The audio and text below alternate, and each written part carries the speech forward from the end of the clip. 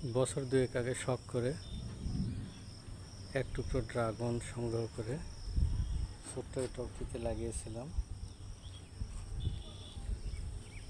সেগুলো থেকেই আস্তে আস্তে ডালপালা বের হয়ে এখন গাছটি এই অবস্থা হয়েছে। এই গাছেরই একটি ডাল ভেঙে পড়েছিল, সেটা এই টবটাতে পুঁতে দিয়েছিলাম। এই যে এখান থেকে গোড়া অবধি এত বড় ডাল ভেঙে গিয়েছিল, সেটা পুঁতে দিয়েছিলাম। সেখান থেকে এই যে এই জায়গার থেকে আস্তে আস্তে বের হয়ে হয়ে দেখুন কত বড় হয়ে গেছে। এটাতেও ফুল এসেছে।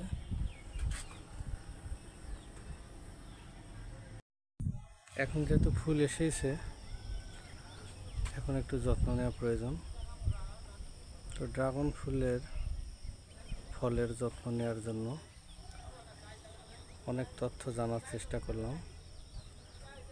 তথ্য জানার পর যেটা প্রয়োগ করলাম সেটা হচ্ছে এই যে পরিপক্ক যেগুলো একটু বয়স্ক ডাল, সেগুলোর আগা এই যে এরকম সামান্য একটু করে কেটে দিয়েছিলাম। এই দেখুন, এটারও কেটে দিয়েছি। এই যে এটাও কেটে দিয়েছি। এই যে ডালে ফুল এসেছে সেটাও কেটে দিয়েছি। এই দেখুন, কাটা অংশের একেবারে ঠিক কাছাকাছি এখানে ফুল আসছে। এই যে এই পাশে যেটা, সেটারও দুই দিকে দুইটা ফেনা ছিল, এই যে কেটে দিয়েছি। কাটার একেবারে কাছাকাছি থেকেই একেবারে গোড়া ঘেঁষেই ফুল এসেছে।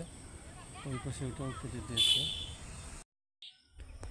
এটা কেটে দেওয়ার উদ্দেশ্য, এইভাবে কেটে দেওয়ার উদ্দেশ্য হচ্ছে কেটে দিলে এখান থেকে নতুন করে আর কুশি গজায় না। এই যে এরকম, এই যে এখান থেকে যেরকম কুশি সারছে, এরকম এই মাথা থেকেও আবার নতুন কুশি গজাবে এবং ডালগুলো আস্তে আস্তে বাড়বে।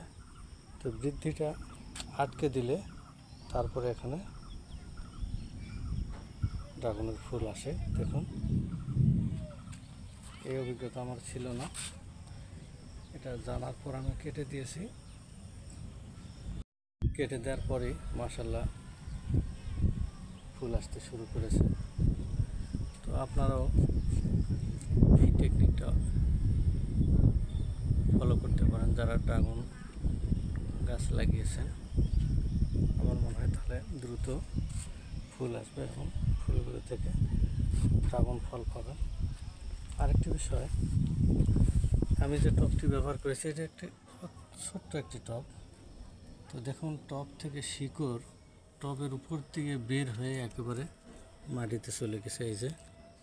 এই যে আশেপাশে আরও অনেক শিকড় আছে। এই যে এগুলো দেখুন, এই যেগুলো সব ড্রাগনের শিকড়। তো এই শিকড়গুলো কিন্তু খাদ্য পাচ্ছে না। তো এই জন্য আপনারা একটু বড় সাইজের টব ব্যবহার করলে আমার মনে হয় তাহলে ফুল ফল ভালো পাওয়া সম্ভব। যেমন এই যে ছোট এই টবটাতে একটা আছে, দেখুন এখান থেকেও শিকড় বের হয়ে কেমন নিচ দিয়ে যে টবের পাশ দিয়ে বের হয়ে গেছে। অর্থাৎ সংকীর্ণ জায়গায় ড্রাগন চাষ করলে ভালো ফলন পাওয়া সম্ভব নয়। এটা আমার একেবারে পরীক্ষিত একটি ধারণা। তো আপনারা এই বিষয়গুলো খেয়াল রেখে যদি ড্রাগন চাষ করেন, আমার মনে হয় ছোট্ট পরিসরে ছাদে ছোট্ট জায়গায় যদি কয়েকটি গাছ লাগান তাহলে ড্রাগন আর কিনে খেতে হবে না। আপনার গাছের ড্রাগন দিয়েই আপনার পরিবারের পুষ্টির চাহিদা এবং শখ পূরণ হবে।